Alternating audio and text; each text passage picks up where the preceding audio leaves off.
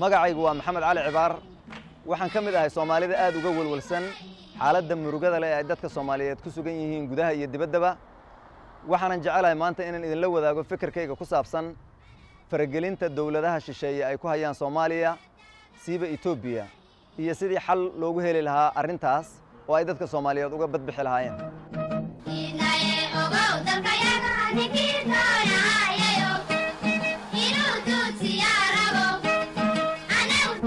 Soomaaliya iyo Itoobiya waa laba wadan oo daris ah oo wada degan geeska Afrika waxaana muddo aad u dheer ka dhaxeeyay sooyaal taariikheed oo ku salaysan khilaafkaas oo ay sabab u tahay siyaasadda guracan ee dhulbalaarsiga ku dhisan oo Itoobiya kuna wajahan dadka iyo dalka Soomaaliyeed kaasoo sababay dagaallo badan oo aan la mahadin ilaa maantana waxaa jira dhul iyo dad Soomaaliyeed oo Itoobiya xoog ku haysato oo aan wali xal loo helin waxaa xusid mudan in Itoobiya weligeedba ay aaminsanayd in haddii la helo qaran Soomaaliyeed oo xoog leh iyo dad Soomaaliyeed oo midaysan ay taasi halis iyada ku noqon karto sidaas daraaddeed iyadoo taageero ka helaysa iyo tababar wadamo ay dan wanaag yihiin weligeedba waxay ka shaqayn jirtay kana shaqaysaa ilaa hadda in la iska hor keeno oo la isku diro oo colaad laga abuuro gudaha iyo dadka Soomaaliyeed dhexdooda taasina ma aha mid ay la gabanayso ee waa mid ay shaacisay arrintu waxay maraysaa meel halis ah siyaasaddii guracneed ee weligeed Itoobiya ku taamaysay ayay hadda hirgelinteedii socotaa weliba waxaa ku soo biiray wadamo kale oo daris ah oo hore ay ugu maqnaayeen dhul iyo dad Soomaaliyeed Kenya arrintan qaybinta iyo kala fogeynta dadka Soomaaliyeed ama afka qalaad lagu yiraahdo building blockska waa wax lagu soo sameeyay ama lagu soo farsameeyay lagu soo warshadeeyay wasaaradda arrimaha dibadda ee Itoobiya waxaana dilaalka ah oo hirgelinteeda maal iyo taageero iyo hantiba ku bixiyay qolooyinkan loogu yeero bulshada caalamka oo hadda siyaasadda Soomaaliya u afduuban tahay waxaana si sahlan looga iibiyay hogaamiyayaashii ama dadkii siyaasiyiinta Soomaalida sheeganayay iyadoo aad moodo inay si aqbalayaan dadka Soomaaliyeedna si sahlan u si aqbalayaan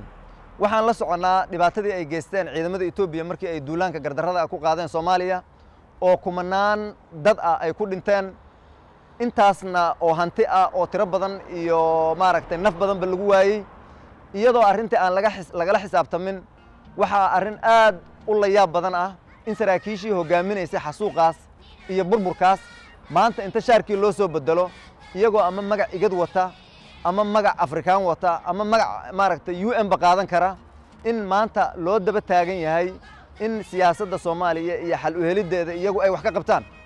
taasna waa arrin maaragtay aan sinaba loo aqbali karin waana u nacasnimo dadka Soomaaliyeed hadday taas yeelaan waxaadna moodaa dadkii Soomaaliyeed halistaas oo jirta inay ku mashquulsan yihiin dhaxdooda iyo iinahooda iyo dhaliilahooda inay iyaga isku duulaan yihiin iska qabsanayaan taasi waa doqonnimo nacabkeed dabowshaday iyana diga ku noolayso doraad weyla dhacay iyo weligeed diya ka sheekayso daandaansi reer kama korto dirir u xiisooto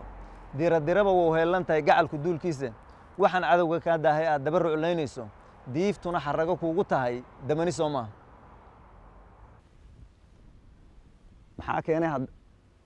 maxaa keenay haddaba in ummadda Soomaaliyeed ay noqoto dad tusaale loo soo qaato markii laga hadlayo liidanaanta iyo xumaanta waxay ila tahay inaan xusuusnaano inuu Ilaahay ummadda Soomaaliyeed ku galladaystay nimcooyin fara badan oo aan ummado kale la wadaagin ha ugu horeyso inay dhammaantood yihiin dad muslimiina oo xitaa madhab aan ku kala tagsanayn ha ku xigto inay yihiin dad walaala oo isku isir ah waxa intaas sii dheer inuu Ilaahay nagu qalqay dhul aad u barwaaqo ah haddana istiraatiiji ah nasiib darro intaasoo nimco la haysto lagama faa'iideysan halkii Ilaahay looga mahadnaqi lahaana waa lagu qooqay waxaa la bilaabay in la isdulmiyo oo dadkii walaalaha ahaa ninba ninkii uu ka xoog badan yahay uu dulmiyey reerba reerkii uu ka xoog badan yahay uu riixay halkaasna ay ka dhalatay cuqdad iyo kalsooni darro iyo xiqdi iyo in la kala aamin baxo ilaa markii dambe ay qaar door bidaan in ay soo kaalmaystaan ama taageero weydiistaan cadow fursad gaad ahaa asna fursaddiisii uu si fiican uga faa'iidaystay bulsho kasta hogaamiyaheedu waa damiirka humaageeda hadday bulshadu wanaagsan tahay waxaa loo badiyaa inuu ka soo baxo hogaamiye wanaagsan hadday bulshadu tahay mid qarribanna waxaa loo badiyaa inuu ka soo baxo hoggaamiye qarriban sidaas daraaddeed waxaa loo baahan yahay bulshada Soomaaliyeed in ay hubiyaan inay yihiin bulsho wanaagsan oo wanaagga ka shaqeysa si insha Allah Ilaahay ugu soo saaro hoggaamiye wanaagsan tusaale waxaan u soo qaadan karnaa dhacdadii ka dhacday maalin dhaweyd Turkiga inqilaabkii markuu dhacay bulshadu waxay muujiyeen awoodooda iyagoo iska diiday dadkii inqilaabka sameeyay isla markaasna u hiiliyay hoggaamiyahooda halkaas waxaan ka baranaynaa oo cashar oo siyaasiyiinta Soomaaliyeed inay muhiim tahay in kalsoonida laga raadiyo shacabka ee aan laga raadin dawlado shisheeye oo dana gaar leh waxa kale oo iyaduna muhiim ah inay shacabku marka hore cidda ay hoggaamiyaha u dooranayaan uu yahay mid ay ka fikireen oo ay tijaabiyeen inuu dantooda iyo maslaxadooda ka shaqeynayo oo ay wixii wanaaga ku garab istaagaan laakiin hadday xumaan hoggaamiye ay ku garab istaageen inuu xumaado oo ay xumaan ku doorteen aad bay u adag tahay in wanaag laga rajeeyaa maxaa xal ah haddaba waxay ila tahay xal u helidda dhibaatada Soomaaliya inaysan ahayn sida loo buunbuuninayo laakiin nasiib darrada jirta ay tahay in laga raadinayo jihadii saxda ahayd mid aan ahayn dadka jihadaas ka raadinaya ama kasa ka ahaato ama kasma darraha ka ahaato waxaan aaminsanahay in xalka Soomaaliya aysan keeni karin hay'ado shisheeye inuusan ku imaan karin waana la shiriyay waana la abaabulay waana loo yeeray waana loo qoray laakiin uu ku imaan karo inay Soomaalidu dib isugu noqoto marka koowaad iyadu ay garawsato wixii ka qaldamay kadibna ay si qof iyo si wadaraba u toobad keenaan kana qoomameeyaan wixii dhacay intaas kadibna loo dadaalo oo qof waliba isagoo ka bilaabaya iscafiska iyo wadajirka iyo walaaltinimada iyo isku tanaasulka